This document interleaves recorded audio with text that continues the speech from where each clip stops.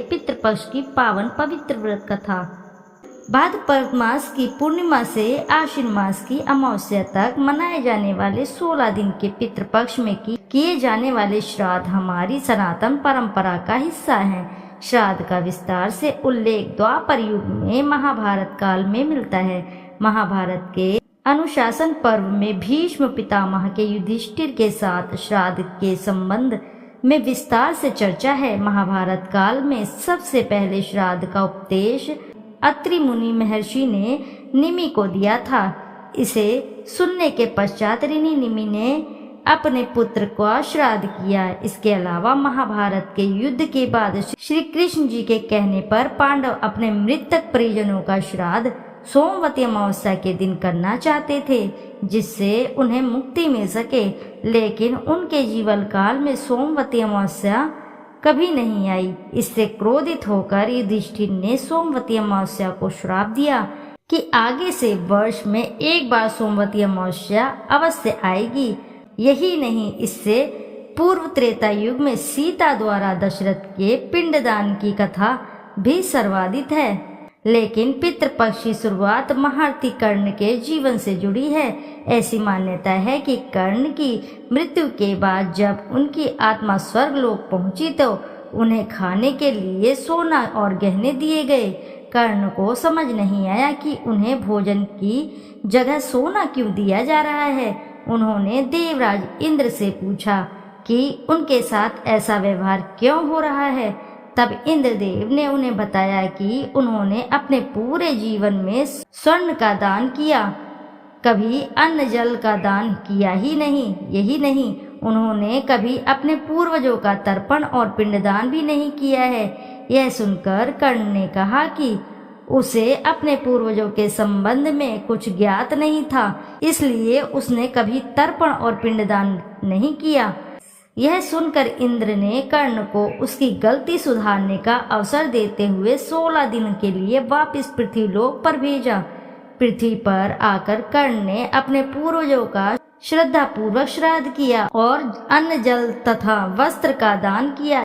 यह करने के पश्चात ही कर्ण को मुक्ति और तृप्ति मिली। ऐसी मान्यता है कि इन्हीं 16 दिनों को पृथ्वी पर पितृपक्ष के रूप में मनाने की शुरुआत हुई, जिससे पितरों को मुक्ति और तृप्ति दोनों प्राप्त हो सके। श्राद्ध करने से पितरों को मुक्ति मिलती है, जबकि पिंडदान और तर्पण करने से तृप्ति मिलती है। ऐसी मान्यता है कि पितृलोक में समस्त वैभव के बाद भी जल का अभाव होता है, जिससे पितृ प्यासे रह जाते हैं। इसलिए काले तिल युक्त जल से तर्पण करने से पितरों को विशेष तृप्ति मिलती है। पितृपक्ष की पौराणिक कथा के अनुसार जोगे तथा भोगे 2 भाई थे। दोनों अलग अलग रहते थे। जोगे धनी था और भोगे निर्धन। दोनों में परस्पर बड़ा प्रेम था। जोगे की पत्नी को धन का अभिमान था, किंतु भोगे की पत्नी बड़ी सरल हृदय वाली थी। पितृपक्ष आने पर जोगे की पत्नी ने उससे पितरों का श्राद्ध करने के लिए कहा, तो जोगे इसे व्यर्थ का कार्य समझकर टालने की चेष्टा करने लगा। किंतु उसकी पत्नी समझती थी कि यदि ऐसा नहीं करेंगे तो लोग बातें बनाएंगे। फिर उसे अपने मायके वालों को दावत पर बुलाने और अपनी शान दिखाने का यह उचित अवसर लगा। अतः वह बोली, आप शायद मेरी परेशानी की वजह से ऐसा कह रहे हैं, किंतु इसमें मुझे कोई परेशानी नहीं होगी। मैं भोगे की पत्नी को बुला लूंगी, दोनों मिलकर सारा काम कर लेंगी। फिर उसने जोगे को अपने पीहर न्योता देने के लिए भेज दिया। दूसरे दिन उसके बुलाने पर भोगे की पत्नी सुबह सवेरे आकर काम में जुट गई।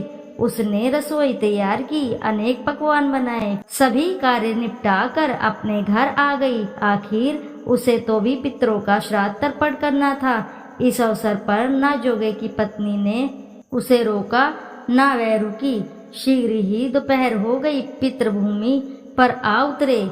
जोगे भोगे के पितर पहले जोगे के यहाँ गए तो क्या देखते हैं कि उसके ससुराल वाले वहाँ भोजन पर जुटे हैं। निराश होकर वह भोगे के यहाँ गए।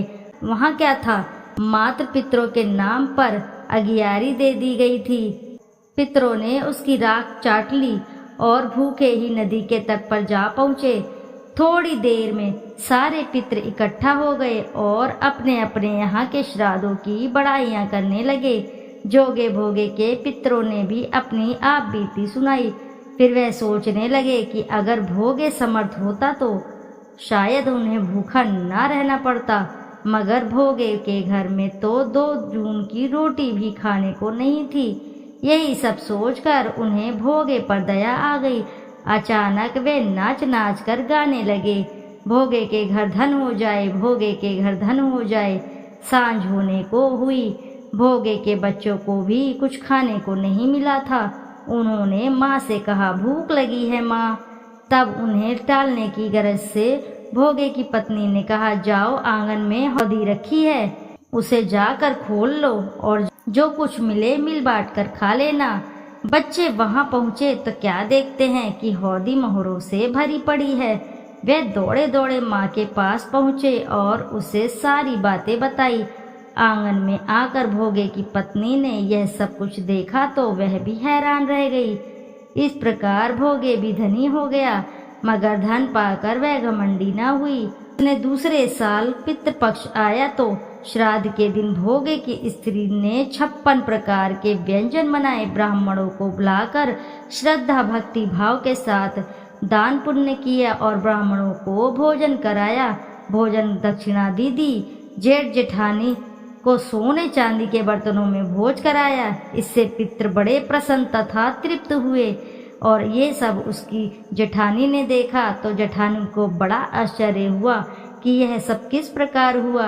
वह जोगे की पत्नी से यह सब बातें पूछने लगी, पर जोगे की पत्नी ने बताया कि उनको यह सब पितरों की कृपा से ही सब मिला है। पितृ हमारे घर आए थे पर उनको भोजन नहीं मिला था, इस प्रकार वह दुखी हुए। तो यह सब देखकर भोगे की पत्नी ईर्ष्या करने लगती है। भोगे और उसकी पत्नी धनवान हो जाते हैं और सुखी जीवन व्यतीत करने लगते हैं।